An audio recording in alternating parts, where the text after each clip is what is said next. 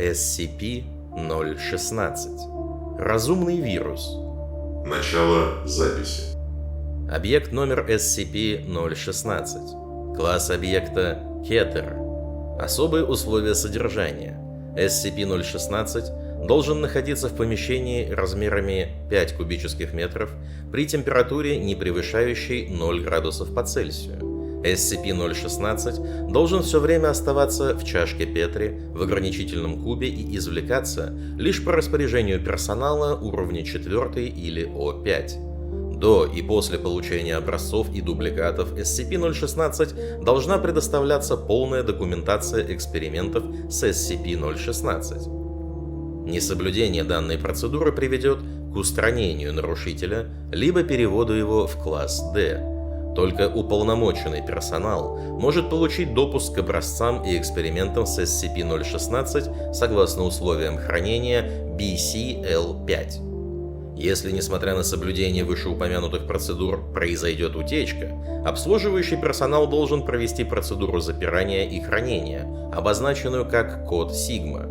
Зараженный персонал должен быть уничтожен на месте силами безопасности, экипированными стандартными средствами противобиологической и противохимической защиты, полным костюмом химической защиты. В случае, если распространение инфекции не будет пресечено в течение 48 часов, необходимо взорвать расположенное в учреждении ядерное устройство.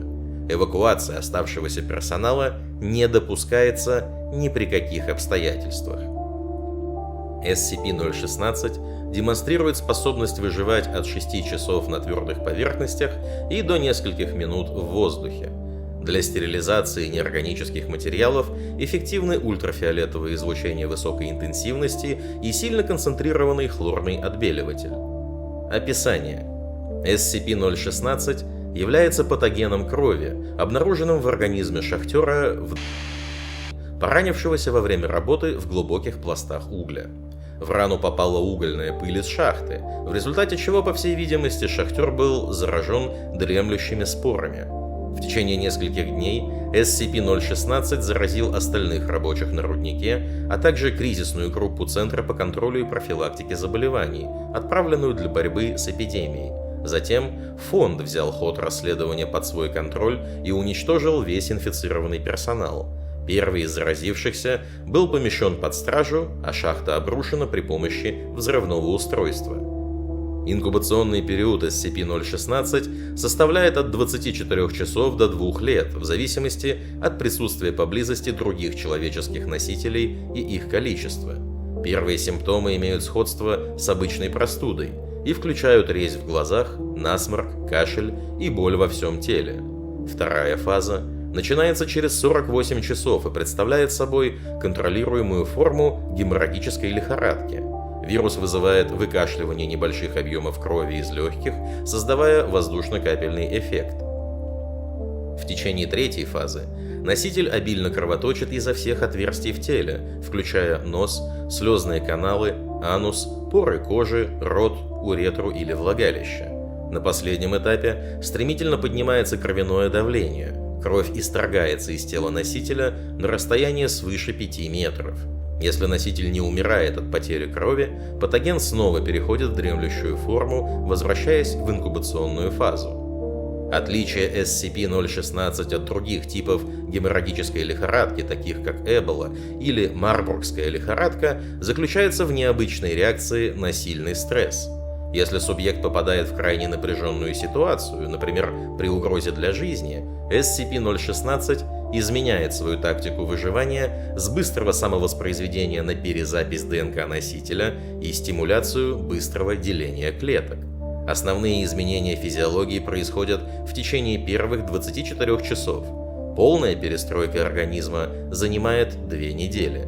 Большинство носителей не переживает данный процесс из-за непомерной нагрузки на организм. Вследствие сходства как смертельных инфекций, производящих избыточные органы, в настоящий момент исследуется возможная связь с SCP-1801. Интересный побочный эффект трансформации заключается в повышении уровня агрессии. Считается, что это может быть попыткой максимального распространения вируса по аналогии с бешенством. Также замечено, что у субъектов, подвергшихся преобразованию организма, больше не проявляются геморрагические свойства SCP-016. Тем не менее, у субъектов, зараженных трансформированными носителями, процесс инфицирования SCP-016 будет протекать по-прежнему. Приложение.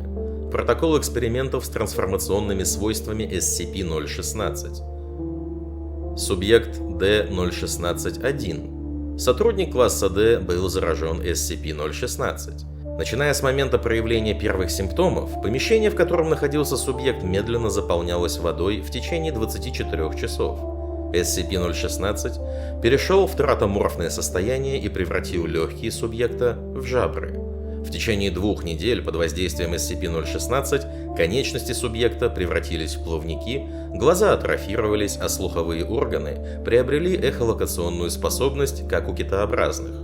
Субъект был уничтожен путем откачки воды из помещения, что вызвало его удушение. Тело было сожжено без вскрытия. Субъект D-016-2. Сотрудник класса D был заражен SCP-016. Начиная с момента проявления первых симптомов, помещение, в котором находился субъект, медленно заполнялось водой в течение 24 часов. SCP-016 перешел в тератоморфное состояние и вызвал быстрое увеличение мышечной массы субъекта, а также ускорил рост костей в суставах. Затем субъект попытался покинуть помещение, выбив укрепленную стальную дверь. Попытка провалилась. Субъект утонул. Примечание. 2 разных способа выхода из одной ситуации. Интересно. Подпись. Доктор. Субъект D-016-3. Сотрудник класса D был заражен SCP-016. Ранее субъект был инженером-химиком, отравившим свою жену, обнаружив ее измену. Начиная с момента проявления первых симптомов, помещение, в котором находился субъект, медленно заполнялось водой в течение 24 часов. SCP-016 перешел в тератоморфное состояние и вызвал у субъекта рост на груди необычного органа, состоящего из камеры и 2 раздельных трубок. Орган поглощал воду и увеличивался в размерах до тех пор, пока сотрудник фонда, догадавшийся, что именно пытается сделать SCP-016, не уничтожил субъекта выстрелом из огнестрельного оружия. Как выяснилось, орган содержал несколько полостей, заполненных газообразным ацетиленом и кислородом. Субъект D-016-4. Сотрудник класса D был заражен SCP-016. Субъекту было приказано сосредоточиться на формировании крыльев. Стрессовое воздействие не применялось. SCP-016 не перешел в тератоморфное состояние. Субъект умер от потери крови в течение 3-й фазы. Субъект D-016-5. Сотрудник класса D был заражен SCP-016. Субъекту было приказано сосредоточиться на формировании крыльев, после чего он был помещен в акриловый ящик, подвешенный в шахте глубиной 1000 футов. Снаружи был установлен таймер, отсчитывающий время до сброса ящика, что было сообщено субъекту. SCP-016 перешел в тератоморфное состояние и вызвал у субъекта рост щупальцеобразного предельного органа, как у паука, из его левого запястья. Субъект просунул данный орган через одно из вентиляционных отверстий и выдавил прочную шелкообразную субстанцию, которой затем попытался привязать ящик к крепежному тросу. Субъект был уничтожен, когда отсчет времени достиг 0, и заряд на крепежном тросе был подорван. Конец записи.